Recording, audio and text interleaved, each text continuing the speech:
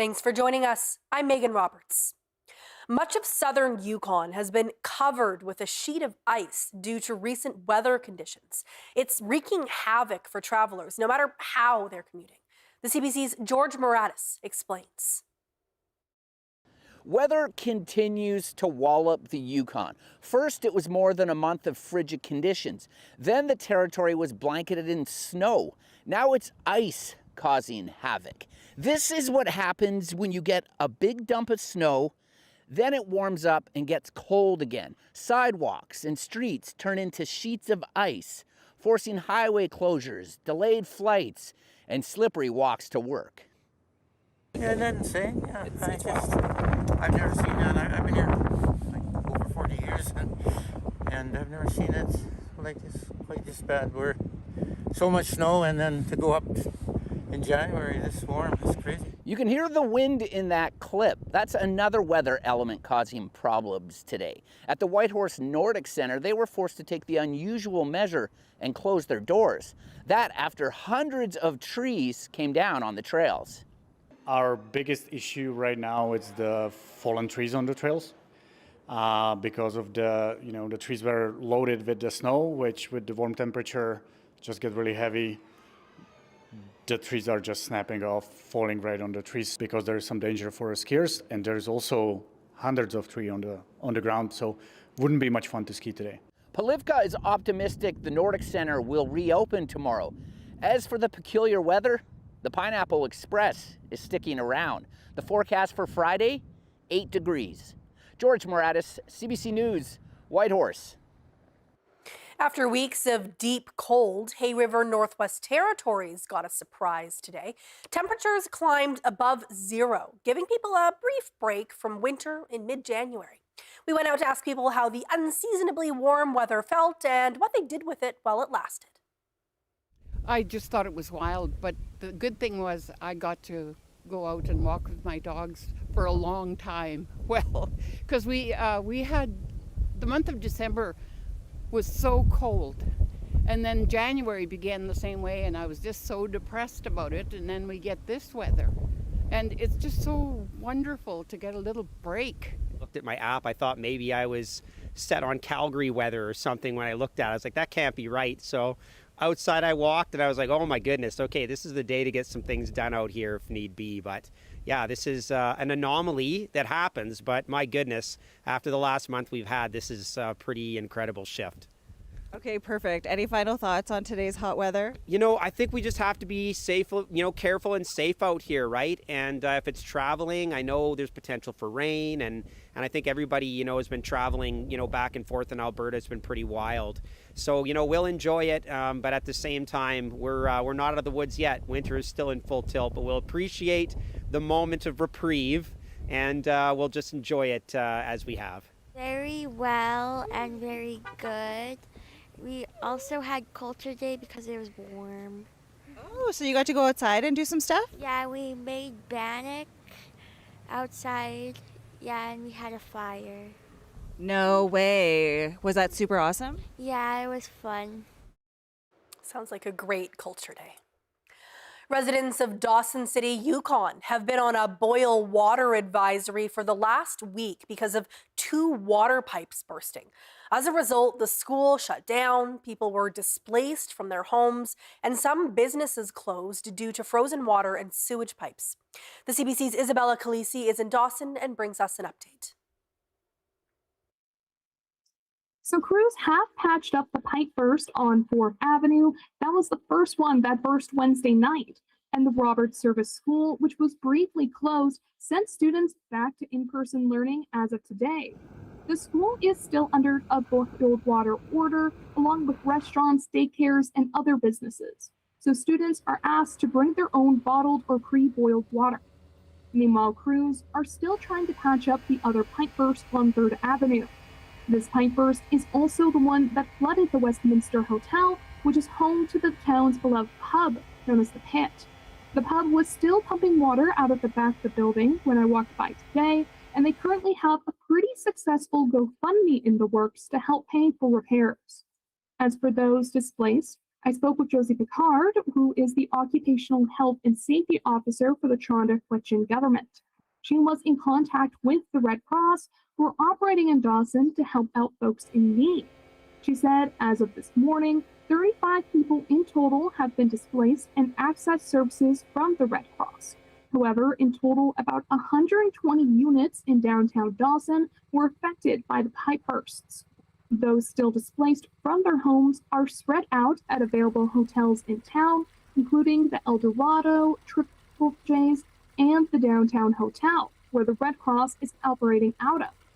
Picard says people are able to go home after a brief assessment of their home is done to ensure water and sewer is running safely.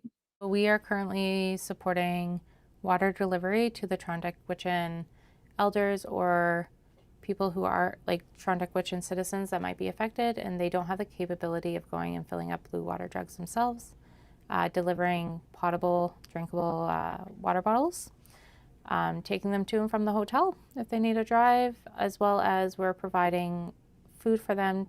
We have 2 meals twice a day that our kitchen staff cooks for the Toronto-Quechin citizens that are affected. Currently, the town is under a boiled water advisory, but local governments say residents do not need to conserve water at this time.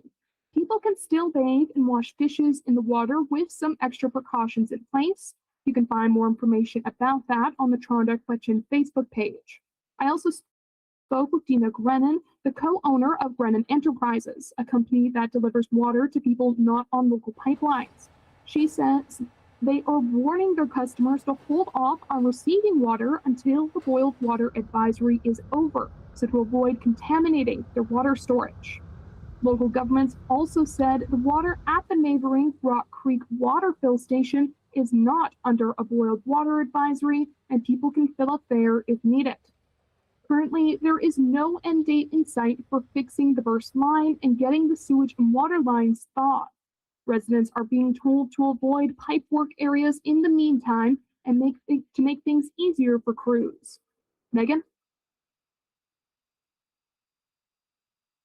And apologies about those technical difficulties there. RCMP say they've seen an increase in drug-related charges involving young people in the Northwest Territories in the past 3 years. The CBC's Devin Trudinick brings us that story. The numbers may seem small, but the RCMP say they're seeing more drug-related youth crime across the Northwest Territories.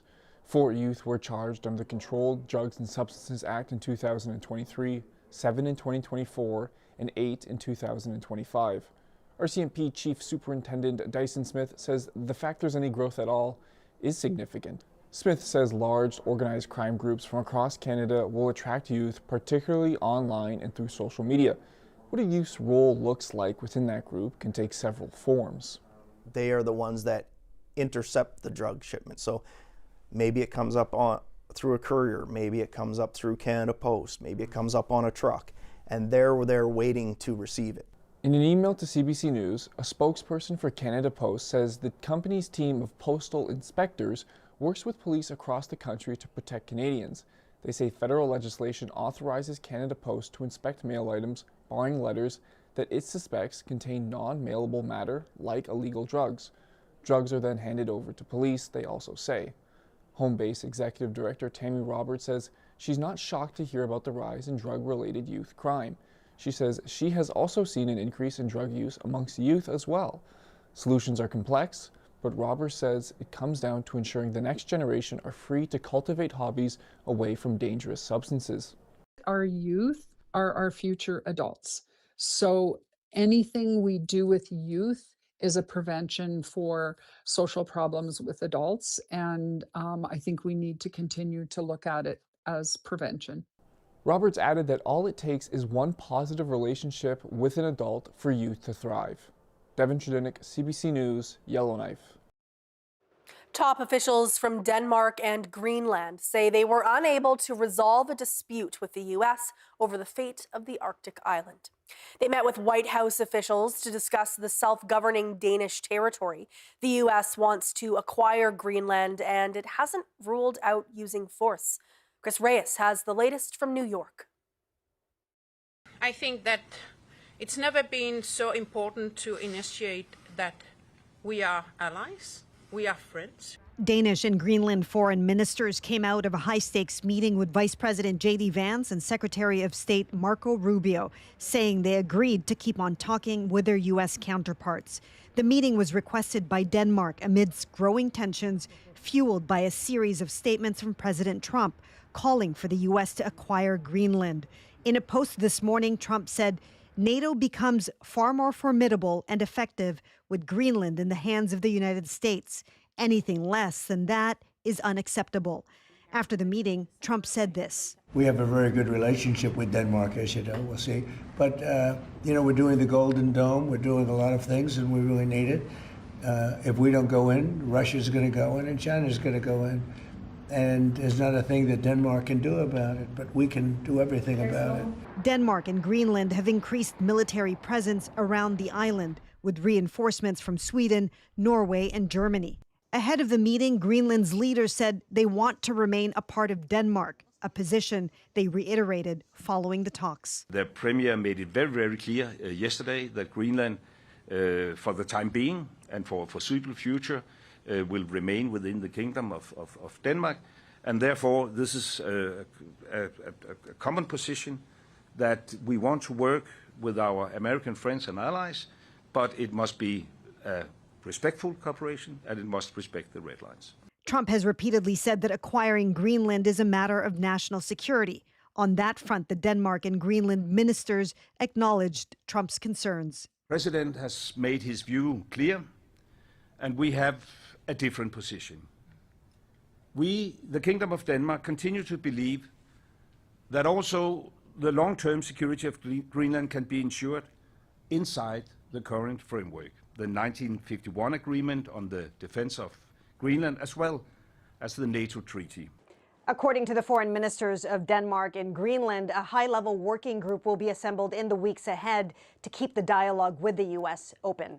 Chris Reyes, CBC News, New York.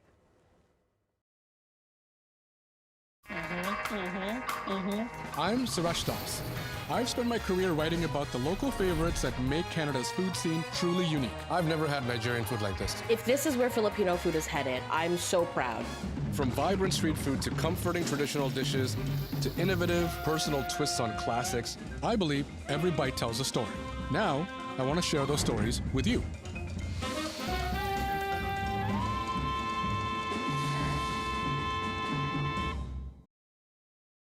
Where does bravery live? In Marie-Philippe Poulin, who went from playing in a boys' league to trailblazing a pro women's league. And in Cynthia Appia, who refuses to let the high cost of sports slow her down. It lives inside Piper and Paul, who use every fall as a chance to bounce back even higher. Where does bravery live? Inside every Canadian, in the moments that define us. This January on CBC TV. I am all over this party. It's officially cancel your plans season. Can't even put your arms down. Turn up the heat with unforgettable drama. You know, once we do this, there's no going back. Unstoppable laughs. Get up. Family favorites. Let's play the feud, everybody. And gripping mysteries. How gruesome, indeed. This January, find everything you need to see. Exactly, for sure. On CBC TV. And stream anytime on CBC Gem.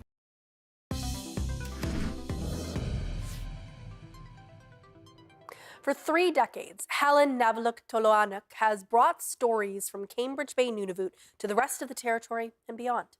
She's been writing Cambridge Bay Tea Talk for more than 30 years. It's a weekly column in Nunavut News, a Northern News Service newspaper. In those pages are stories of everyday life in Cambridge Bay. What's driven her all those years, she says, is her love for her language and her people. We'll hear from her in just a minute, but first we've got a snippet from Bruce Velpe. He was her former publisher and editor. She was always thinking of the elders, and she would write for them. So that's what really stood out for me is how she did that, and also how long she did it. We've had some columnists in the north that have gone as long, and they're very rare, and people really enjoy it. For Toloanek, the column is also a way to keep Inuit alive. It's an ailing language with just over 500 speakers in Nunavut.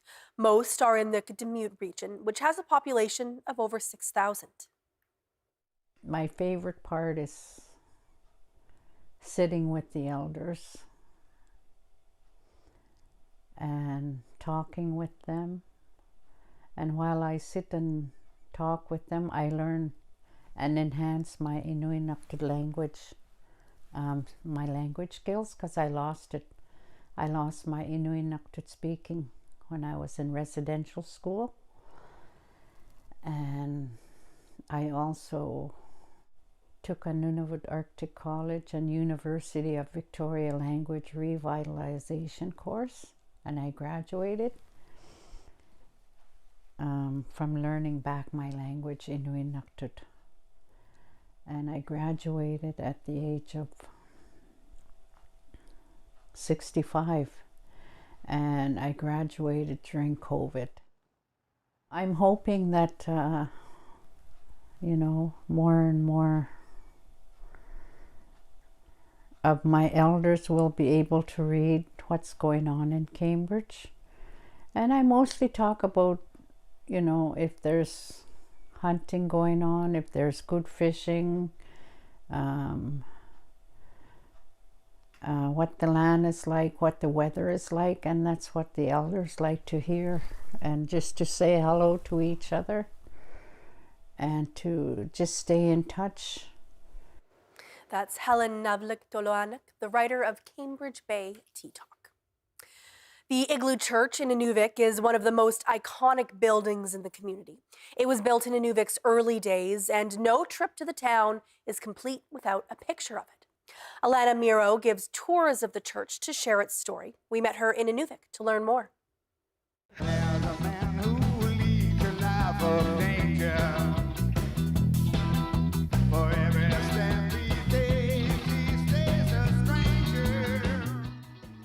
First, can you just start by introducing yourself and telling me where we are?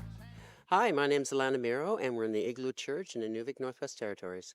This is a pretty iconic building in Inuvik. Can you give me, I know there's a lot of history, just give me an introductory kind of brief history and then we can dive into the details. All right, so this church was part of the plan when Inuvik was being planned back in the mid-50s. Construction started in 1958, went to 1960. Basically, this building was planned and designed by Father Adam and Brother LaRock. Brother LaRock was the main builder. He was a Catholic brother with the Oblate Mission. He had a grade 5 education, which was remarkable, some carpentry background, not an architect, not an engineer. Came up with the idea for an igloo-shaped building to basically reflect the culture of the area. And at the same time, he was looking for a way to build on the permafrost because it was very new to build on permafrost. Inuvik was Canada's first planned community in the Arctic. They were struggling with that. And he realized that pilings probably weren't the best way to go for a larger building. So he came up with this concept. And basically what he did was take this site, make a saucer-shaped depression of gravel underneath, then build like a concrete form underneath, and have a rim, a concrete rim that he set the building on. And the building is actually 2 domes. So a dome inside a dome, which gives you a lot of structural integrity. And the most amazing thing of this building is if the ground moves, the building basically floats with it. Yeah, so it's very structurally sound. You can look around, you can see we don't have any cracks. Nothing has ever been damaged. What he planned worked, although everybody thought it wouldn't work. It's really fascinating to hear that on so many levels because, of course, there has been so much movement with buildings with permafrost thaw. I want to get back really quickly, though, to the lack of architectural maybe background for the people who designed this. We were chatting just before we started about kind of how the planning of this building came about, and I just wonder if you can describe that for us. So a little bit of history here. When Inuvik was being laid out, and of course everything was done in Ottawa, they'd flown up the summer before, found the site, took pictures, went back and laid it out. And if you imagine that back in the mid-50s, you're doing that by hand on a drafting table. So the Catholic Church and Anglican Church were given equal-sized lots on the main street. The Catholics are just here, the Anglicans are just down the street behind us. And I heard a rumor once that the engineer who laid it out must have been a Protestant because he gave the Anglican Church a way better lot. Theirs was flat. This one slopes slightly and has a stream that runs through it in the spring. And in the springtime, when the sun comes out, we have a lot of water just run rapidly. The snow melts very, very quickly. So that was one of the risks of this area. So part of the idea was to float the building. So if you have water running through, and by having this saucer-shaped depression underneath it, you basically divert the water away and your building is secure. I heard a quote once where somebody said they told the brother that by the grace of God, the building would never stand. It's probably the only building in town that's never shifted. And to think that he did it without any engineering training, no architect degree, basically his innate knowledge, he'd built all over the north, knew what he was doing. And Father Adam had been up here for a long time too at that time. So between the two of them, they basically went with what they thought would work with what did work. I know you do tours as well in the church for international groups. Tell me some of the groups that you've had through here and what their reactions to this building have been. So for years, I've been doing tours for the church. I've done it with international groups, visiting groups. Whoever comes through, basically give them a chance to take them to the church. My standing night is Friday night. I get to do tours of the church, and then any other time. So I did have a group of foreign ambassadors through from the Middle East who were a little bit puzzled why we thought a dome was so remarkable, because they've been building for thousands of years. Well, when I pointed out those were out of stone and this is completely out of wood, they were like, oh, okay. And then also the fact that we didn't have their knowledge of thousands of years. One of the best groups I ever took through here was the band Doug and the Slugs years ago. And it turned out when the band first unraveled and they went their separate ways, one of them became a shipbuilder. Two became shipbuilders, one became a teacher. Well, they were here to do a concert in town, came to do a tour of the church, and in those days we could take you up between the domes. And they were saying that the way the dome is built against the other dome is basically the way you would build the hull of a ship. Yeah, it was kind of interesting. And then Doug and the Slugs were late for the concert because they gave me my own concert of religious music here and totally ruined my impression of my favorite rock band. Right? So we've had groups from all over. You notice the acoustics in here are beautiful. You can hear anywhere in the church. So at one time I had a group from the US. They were a religious group who asked if they could sing in here, split into men on one side, women on the other, and sang a cappella, and it was remarkable. The sound just floats around this room. Yeah, we've had several people film albums in here. We've had a lot of concerts in here. We've had people come in and sing in here just for the sound of it. The building is very much used in the community. The other little piece that people don't know is long before Little Mosque on the Prairie, this was used as the mosque. Yeah, yeah. So before our Muslim community brought in their own mosque in 2007, they would borrow the Catholic Church, which is really quite cool. Yeah. What's your favorite thing about this building? What's your favorite feature? I think the fact that it truly does look like an igloo when you're inside. You know, you look at the walls and everybody's always asking how'd they make those blocks, because they do look like blocks. That's just raised plywood. So you got to think of the oblates. They didn't have a lot here. All of Inuit was being built. Everything down to the last nail had to be brought in. Everything was brought along the river. There was no road yet until 1979. So building this town was very intensive. Building this church was incredibly intensive. And your building season was basically in the summer. So they used every scrap of material they could find. Some of the older men who worked in the church told me stories how after they were done on the government project during the day, they would come over here and work in the evening or the weekend. And sometimes some government supplies made their way over here because God thought they should, right? So I don't think the priest questioned it, where they might have come from. It's all wood, which is amazing. Some of the wood was milled by the church. It was brought down from Fort Smith along the river. You've got the style of architecture, and I'll show you a video later that explains some of it. The way they've used both plywood and then actual boards to make it so strong and yet flexible is an amazing thing. We've had engineers come through and tell us it's very over-constructed for today's standards, but that might be why it's so secure. The building is unique and contains a lot of history. If you look around at the paintings on the wall, the Stations of the Cross, anybody who's Catholic will be familiar with them, of Christ's journey to crucifixion. Those were painted by Mona Thrasher, you probably know as a New Elwood artist, and was a young woman in a clavic, and the priest went to her and asked her to paint them, and she painted them right on the wall. They couldn't afford any other way to do it, and lucky she did, of course, because she went on to become very collectible. So you can't take her pictures with you, but they're absolutely beautiful. And then the stained glass windows, they couldn't afford to bring in stained glass, so those are glass windows that are also painted on. when a priest came along and did that later. So just the innovation in using what was available upstairs in the cupola, because there's a walkway to go up and change the light in the cross. There's actually a spot where they used hockey sticks. Right? Got them left over, let's throw those in as well. So every scrap you could find went into building a building that has really stood the test of time. It's really incredible. I'm really grateful that you were able to share some of the history. I'm sure there's so much more with us today, and we could get this little behind the scenes peek at what's really going on in this really famous building. Thank you so much, Alana. You're so welcome. I'm glad you guys are able to come to Inuvik. Sorry about the weather. It's a little bit cold right now, but thanks for being here, and thanks for showing people around the church through CBC.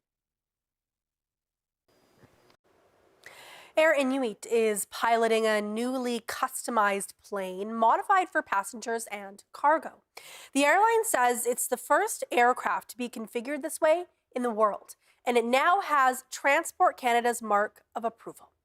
The 737-800 NG Combi took its maiden voyage on Tuesday along the Montreal-Couttoua route. That's according to a news release from the airline. It says the plane can carry 5 pallets of cargo and 90 passengers with greater fuel efficiency and improved passenger comfort. The modified planes are set to eventually replace the airline's fleet of 737-200s. Air Inuit says it purchased those planes for more than $100 million. These 800 NG are new generation, which were just passenger service. Former Kalula Airlines liquidated the aircrafts because of bankruptcy, and Air Inuit bought them. The president of Makivik, the legal representative for Inuit in Nunavik, says the airline has also added new technology to the planes, including a Starlink for communication services. Passengers will be able to call their family members, which will better inform them of where they are and if they're in the air. Air Inuit says work on the third of its 3 custom aircraft is set to finish this coming February.